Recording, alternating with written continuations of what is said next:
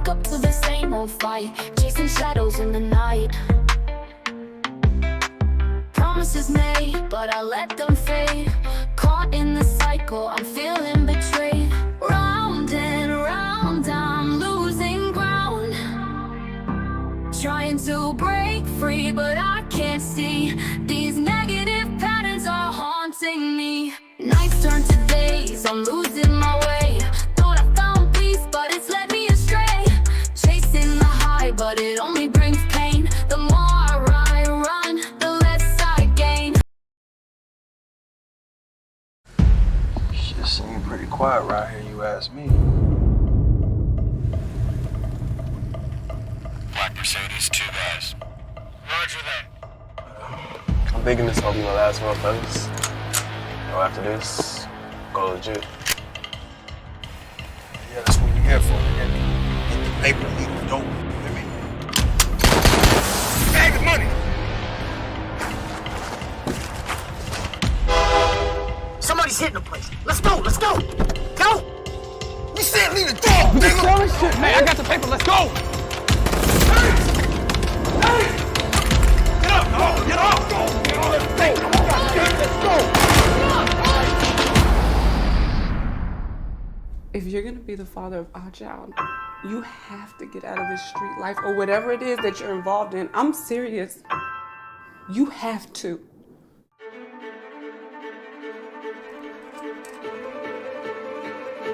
Where's our goddamn money? Grab all the dope. Stash it before the uniforms come in. Use every source we have to find out who took our money.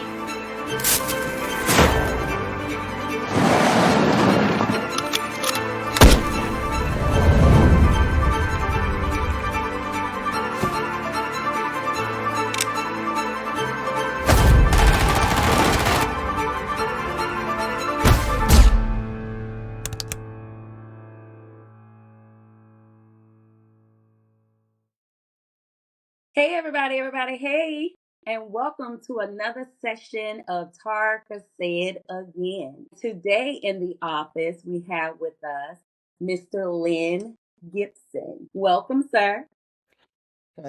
Hey, how are you? I'm doing wonderful. Let me tell you all, Len, Mr. Gibson, he is a writer, a producer, an executive, as well as an educator for the film industry. Am I correct, sir? Yes, ma'am, you are. Yeah, so he's degreed.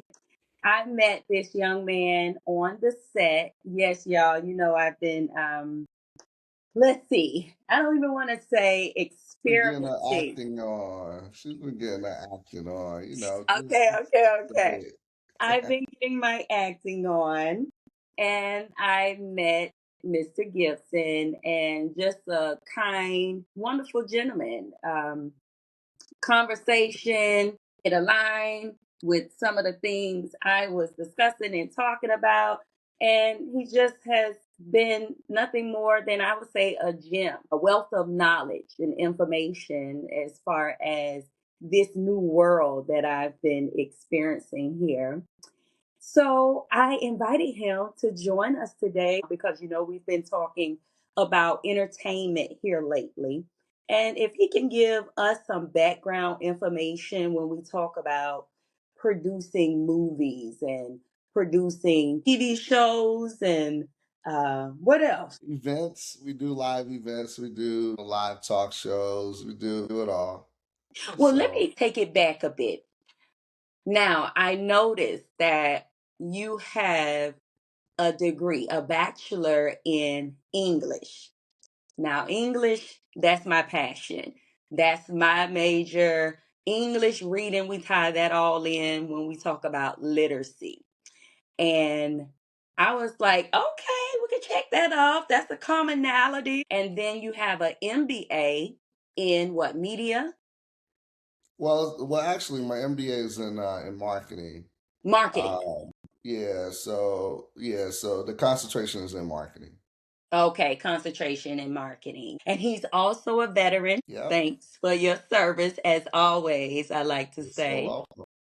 Now there's one more degree. Now I have all those others, the bachelors and the masters or the MBAs, but this honorary, that's what I don't have. How can I obtain that? Because obviously you've been doing some big things out here in our community for you to even be recognized.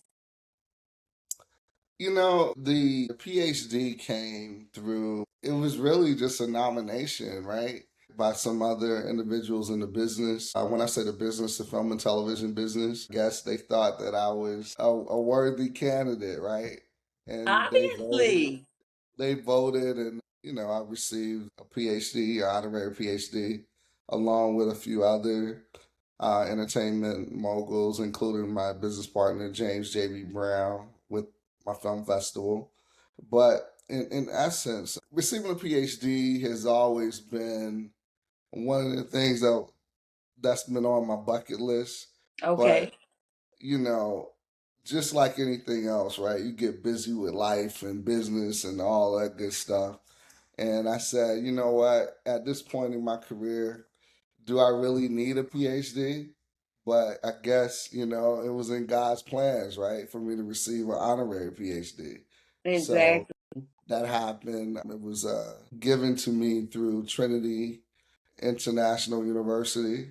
And just proud to have it. I mean, other individuals like the great John Lewis, civil rights leader. Yes, Uh, the good problem, right? The is yeah, it the good problem? good trouble, good Good trouble. trouble. Okay. Yeah. So he received an honorary PhD from them. Dr. C.T. Vivian, who was another civil rights leader, Hmm. received the honorary doctorate from Trinity International University. And then on the day that I received mine, my good friend, Dr. Carl Gilliard, who's an acclaimed actor, producer, director, Hmm. with me, and another one of my legendary, friends, Mr. Bill Duke. He received his as well. So in good company. So always proud to say that. Yes, definitely. And as you already said, it's an honor to be recognized from others that's in the industry with you. So we're going to clock that, as the younger generation says. I also heard a birdie shared with me that you started back with Spike Lee and his company, the 40 Acres and a Mule, right? That's correct. I did. I landed an internship with 40 Acres, right out of college, and just That kind was of took big. that opportunity. That was big. I'm sorry. If you're not saying it's big, I'm saying that was big because, growing up, that's all you basically saw. When we talk about the black culture, right? Spike Lee, all of this, doing the right thing, and Malcolm X, and what is it? He got game, Crooklyn, like all of those type movies. That's what we saw on our TV, growing up. Yeah, that's major, sir. I appreciate it. I appreciate it. It was a good time. I learned a lot, built some phenomenal relationships. And I say today, I wouldn't be where I am in this business if it wasn't for that opportunity, because I was going a different direction in the, Hmm. excuse me, the business, and decided to focus more on film and media because of that training and that relationship building that I was able to do, through 40 Acres. Got you. All right. Being on set, right? In the various movies that you have taken part in, and I definitely want you to, throw out a few of those, especially the one that we just met on, Two Preachers on a Mission. What do you think is most challenging part, like when trying to bring the project to life? That's a good question because there are various challenges, right, as it relates to bringing a project to life. I think it depends on, to me, it depends on what phase you are at that particular time when you asked that question. Now that you're asking me this question, and I look back on various projects, we'll use Two Preachers on a Mission as an example, since that's the project that you met me on, right? Right. I think the biggest challenge for that particular project was the management of so many cast members in a small amount of time with a micro budget, Okay. right? That's, I know those are a few things, but it's really the management of 50 plus cast members, which is a lot of people when you talk about a small independent film, Yes. right? Most independent films, you ask a director or a producer, the answer is going to be, when the question is asked, how many cast members, they normally going to say, 15, 20, 25, 50 Okay. is a lot, Yeah. you know what I mean? So that's really a huge feat for an independent film, and it was a lot. Mhm. It was challenging, but we made it happen. So. And that's what it's all about, making it happen. Talk about a moment on set that reminded you of why you do this work. And I say that I find this being one of my favorite type questions because as an educator, at times it can be challenging, right? The kids don't want to act right. They coming in with attitude or whatever the case is, just don't feel like being bothered. Not necessarily that you did anything to them, but it could have been something that happened before you, right?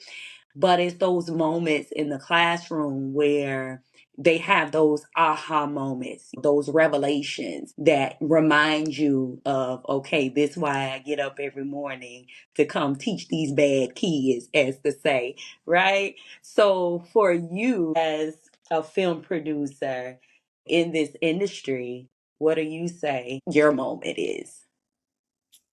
The moment has always been an individual that approaches you on set, off set, because of the project, because of the experience, and say that their lives were impacted in a positive way because of the project.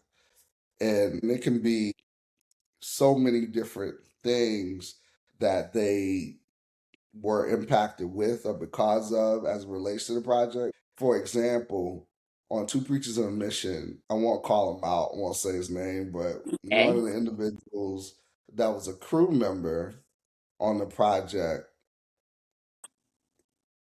we met him, meaning when I say we, my business partner and I, Wayne Overstreet and myself, we Mm-hmm. met this young man about a year and a half ago at a networking event at an accounting firm.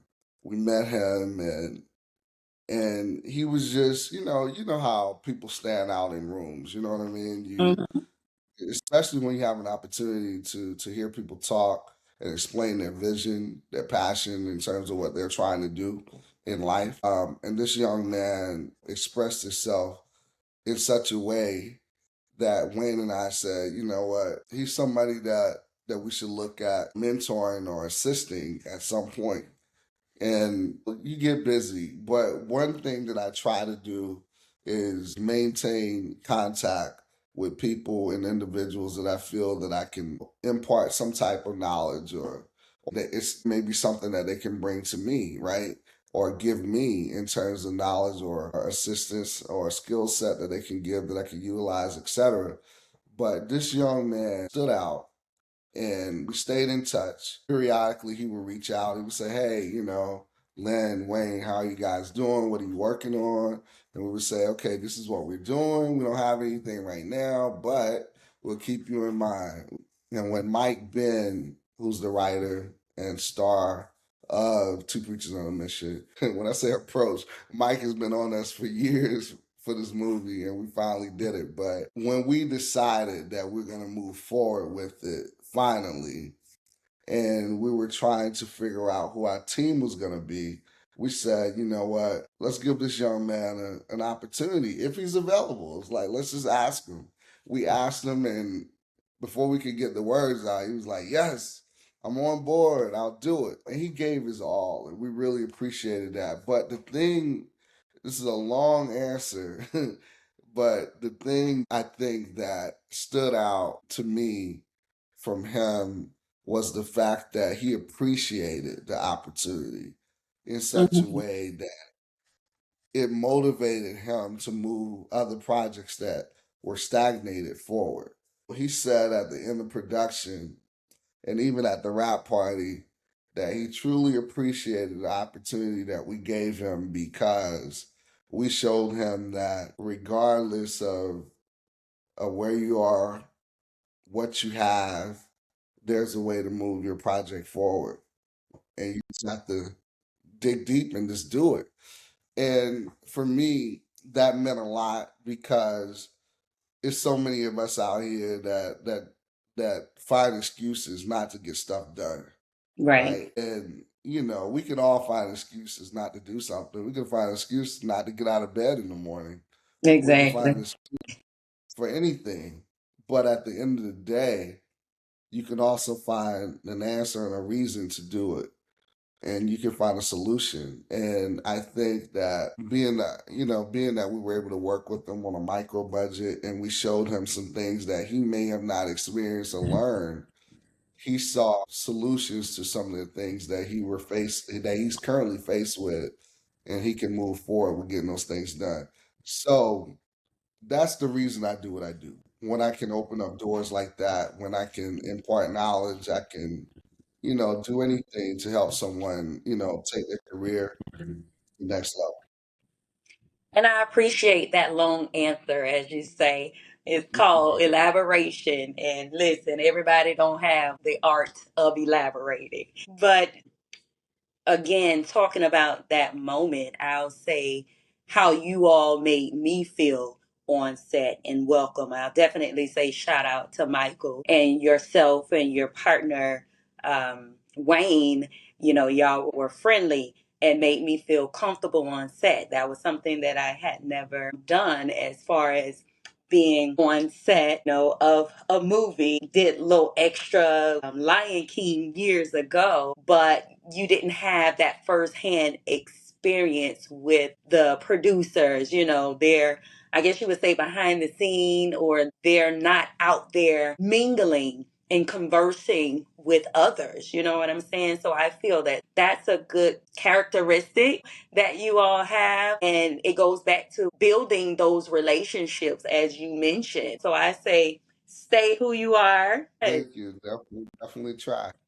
So, how do you handle creative differences, right? Because you've had different projects that you worked on, and I'm sure there were some differences where everybody may not have agreed. So, in handling those differences while still trying to, say, maintain the integrity of the project or the movie, how did you do that? Wow, creative differences can be an accelerant or a deterrent, right? Okay. The thing is, I think as it relates to creative differences, it's how you handle them, Yeah. right? Because and it's who the creative difference is with as well, because it's a difference between having a creative difference with a big studio and having a creative difference with another producer or an actor or a director on set or even in preparation of a project. But I think the core value of a creative difference for me, in terms of what I've dealt with in my career, has always been simply expressing myself to the point where I'm showing why I feel the way that I do about a project. A lot of times, just like any other, argument or disagreement, a lot of times people, they have a disagreement about something, but what are you truly disagreeing about, right? When it comes down to it. And why do you feel the way you do? A lot of times people fail to make that point known. So, for example, I'll give a good point. We had a film that we were working on, and we were talking about shooting a scene in an interior location, right? Okay. And we were trying to determine if we were going to use one house or the other. right, to shoot this particular scene. And the director wanted one house because the houses look better. Mhm. Production value was beautiful. It made more sense. It looked better. It just made more sense from that practicality. Mhm. But my argument was, while it looks better, we're gonna have less time to shoot it because the owners wouldn't allow us to use it beyond a certain time. Two, it's gonna cost us more money. Three, we're not gonna have full use of the house to be able to maneuver and do what we need to do as it relates to cast. So, which means that we would have to rent another facility as base camp for cast. So, for me as a producer, I'm looking at the business behind it all. It's Yeah, more than the creative. It's like the dollars and the cents, right? correct. Especially your dollars and cents, right? So it's the creative, regardless, is always associated with money. And you have, I think for me as a creative, I use both sides of my brain, the left and the right, right? So I may I may want to blow up a car in a movie, but the reality is, can I afford to blow up a car in a movie, Right. right? Or can I use AI? Can I use special effects? Or how much that's going to cost? Or do I just decide to run that car into a tree? And that may be too expensive. But the bottom line is it's the creative and the money, and then it's also how to communicate the way I feel and what this issue is compared to whoever the opposition is, right? But in this particular case with the house, I won the argument because we were writing the check. So at the end of the Right. day, that's what it's all about. But to that point, the director truly understood where I was coming from once I was able to show him in writing and with true examples of why we needed to use this other location. It's like you're gonna have 4 hours less to do what you need to do, and you have more restraint. So tell me how that makes sense. You get what I'm saying? So Yeah, it really definitely. comes down to practicality. It comes down to practicality and being able to communicate effectively. That's what it's all about. Communication and being able to express yourself in such a way that whoever you're trying to negotiate with, they truly understand where you're coming from. And you're not going to win every time, but at the very least, you can get your point across in terms of why you want something done a certain way. And again, just going back to when I was speaking of, characteristics or your character and you just being concerned as far as the project and not just ready and willing to spend money, you actually are concerned for the budget, but getting the best quality out, right? But on a budget. So those are just some genuine concerns that I like, to hear from various ones that you work with, because people could just be trying to get your money. And me, like I want to know that you have my best interest. Absolutely. Yeah. Absolutely. I mean, there are a lot of projects that don't even that are never completed because, the producers or the director or whoever overspent uh because they don't understand it's so many moving parts, that comes into play when producing a film or a television project. If you don't understand them, you can fall flat and the project would never get completed. So for me, you gotta think ahead every step of the way and you have to be careful not to fall into those pitfalls. Last question. You mentioned AI, and we've all, no matter what industry we work in, we've all had to embrace AI. Can you share how that has impacted your industry? Oh man, that conversation could be a total full show in itself because Okay. AI has truly impacted our industry in a major way. From an editorial standpoint, just for example, we we're producing 3 documentaries right now One is complete, and we have two more that are in post-production, right? And with these documentaries, what happens is you have something that's called transcription, meaning that if I'm interviewing several people and I want to find a specific sentence or line or whatever, in the midst of these interviews, it would take a long time to go through and find it. And then you pay for transcription services to transcribe, everything that each person says, but even that takes time. But with AI, if I was interviewing you and you said something really important about addictive patterns, right? Mm-hmm. I can just type addictive patterns and it will go directly to that sentence or that comment that you made, and I can pull that soundbite and utilize that in the documentary. That saves editors, tons of time. We had that technology before, quote unquote, the popularity of AI. I'll say that because AI has been around a long time. Mm-hmm. But I think now with some of the additional tools that we have utilizing artificial intelligence, it makes our lives so much easier. You cut down on post-production time.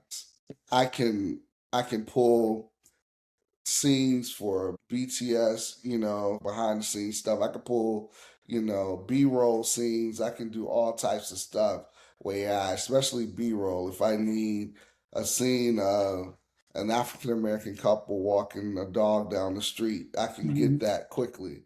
In the Okay. past, how hard it was to find an African American couple walking a dog down the street, unless I just go create it myself. So those are things, and then obviously the music, the talent, the this, the that. AI has just been utterly important to us in this business. And I know some people are afraid of it, Yeah. but I say embrace it. I like it, I love it. And so far it's been a great addition for me and my business. Yes, definitely. I agree. I feel it has its downfalls, with anything. You definitely talked about addictive patterns. Yes, I need you all to type that in, plug it in. That's my book.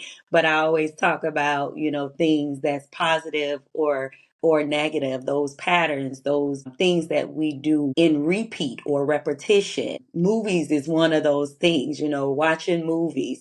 They've been around forever and a day. We used to hear about back in the day, it was what, 1 cent, 5 cents to go to the movie theaters to watch movies and to see how it just have evolved, how much it costs now to watch movies. But even better than that, when we talk about technology and how you can simply watch movies and stream in the comfort of your home. And then binge watching, that's a thing. That's an addiction. When we talk about addictive pattern, you could be addicted. You hear people all the time. I'm binge watching. Sometimes they forget to do what they supposed to do because they sitting and just trying to catch up on movies and TV series and sitcoms, etc. But is there anything else that you would like to share with us? Any final words? I think you did a great job asking some amazing questions. Just excited to be going into a new year. We Excited about definitely what here. we're doing in business. Yeah, we're here. We're knocking on 26, right?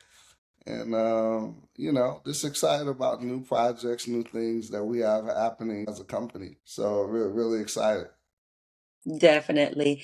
And again, it's been a pleasure meeting you all. And hopefully, we can continue on as far as a business relationship moving forward into the 2026.